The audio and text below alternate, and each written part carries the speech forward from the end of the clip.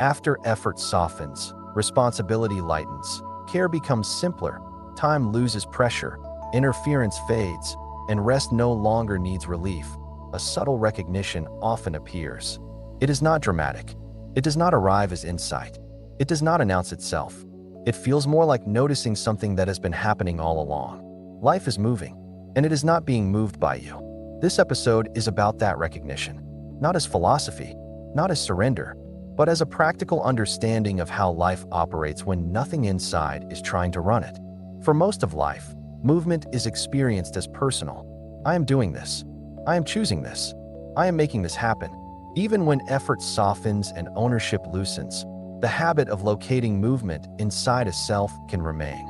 People may understand that there is no central controller, but they still feel like the point where life passes through. This episode looks closely at that feeling. Life moving through you does not mean passivity. It does not mean being carried along helplessly. It means recognizing that movement does not originate from identity. Action arises. Response happens. Adjustment follows. And none of this requires a center to initiate it.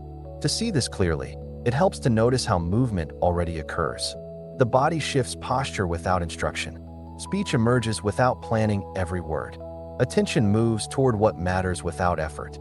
Even complex actions unfold in this way. You don't move life forward step by step. Life moves, and you are part of that movement. The center previously claimed authorship of this movement. It said, "I did this," and stitched actions into a story. That story gave continuity. It gave meaning, but it was never the source of movement. When the center dissolves, movement does not stop. It becomes more obvious that life is not waiting for permission. Decisions still appear. Actions still unfold. Paths still change, but they do so without a sense of someone inside directing traffic. This can feel disorienting at first. People sometimes say, "It feels like things are just happening. It feels like I'm not the one driving anymore." That statement contains both truth and misunderstanding. Things are happening, but they always were. What has changed is not movement. It is ownership. Life moving through you does not mean you disappear. It means the sense of being the origin point softens. You are not replaced. You are unburdened. This becomes clear when you notice how naturally response occurs. A sound is heard. Attention turns. A need appears. Response arises. A situation changes. Adjustment follows. There is no pause where a self must authorize movement. Life does not wait for approval. This is especially clear in moments of deep engagement. When you are absorbed in a task. When you are helping someone. When you are responding quickly. There is action without self-reference. Movement flows. Later, the center may return and say, "I handled that." But during the movement itself, there was no controller. Life moving through you also explains why effort feels cleaner now. Effort is no longer generated. It is activated. Energy mobilizes in response to demand. And when demand ends, energy recedes.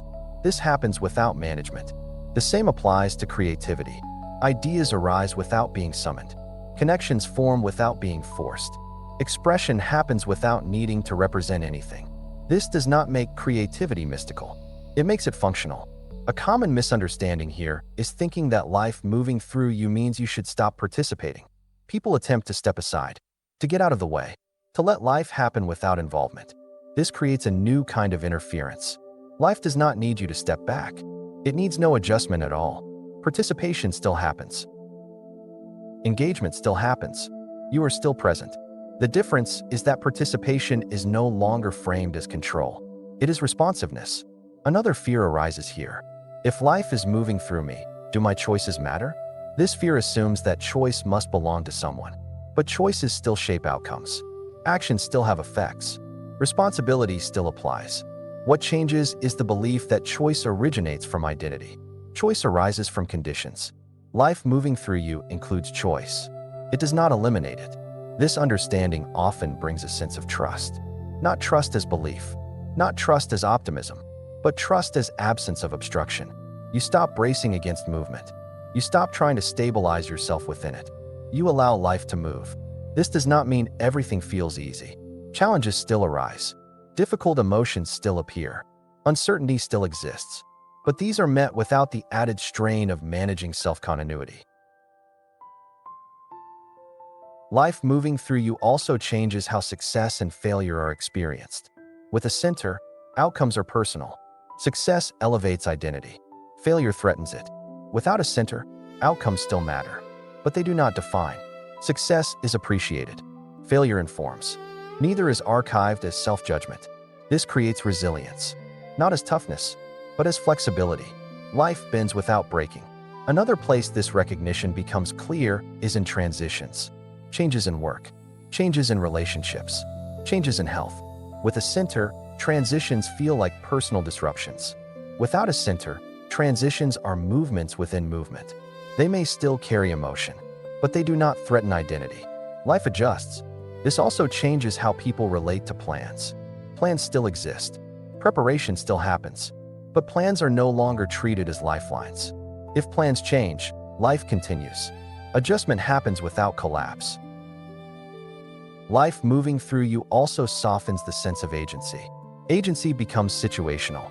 You act when action is needed. You rest when rest is needed. You speak when words arise. Silence happens when it doesn't.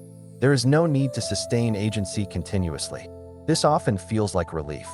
But it is not relief from effort. It is relief from authorship. Another subtle shift happens around motivation. With a center, motivation is often manufactured. Why should I do this? What's the point? What does this lead to? Without a center, motivation becomes interest, curiosity, responsiveness. Things draw you. Situations call for response. This does not guarantee enthusiasm, but it does remove the need to justify action. Life moving through you also changes how people relate to fear. Fear still arises, but it is no longer interpreted as something to eliminate or overcome. Fear becomes information, a signal. Response may occur, or it may not. Fear does not automatically control behavior. This does not mean fear disappears. It means fear is no longer in charge. Another important clarification: life moving through you does not mean everything is effortless or smooth. Life includes friction. It includes limits. It includes endings. But these are no longer personalized as failures of control. They are conditions. This recognition also affects how people relate to stillness. Stillness is no longer an achievement. It is simply the absence of movement, and movement returns when needed. There is no attempt to hold either. A common trap here is trying to stay in flow. People notice ease and try to maintain it. They avoid disruption. They resist difficulty. This recreates effort. Flow does not need to be protected. It comes and goes naturally. Life moving through you is not a state. It is a description. It is how things have always worked. What changed is seeing it clearly. This recognition often removes a final layer of tension. The tension of trying to live correctly. The tension of trying to align.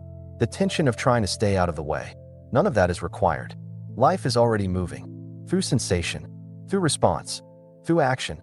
Through rest. You are not separate from this movement. You are not directing it. You are participating in it. This participation is not owned. It is not authored.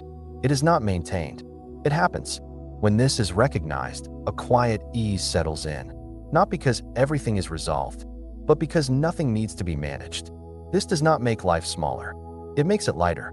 In the next and final episode of this season, we'll look at what remains when even understanding loosens. When nothing needs to be held, explained, or oriented. Not as an ending, but as ordinary life, uncorrected.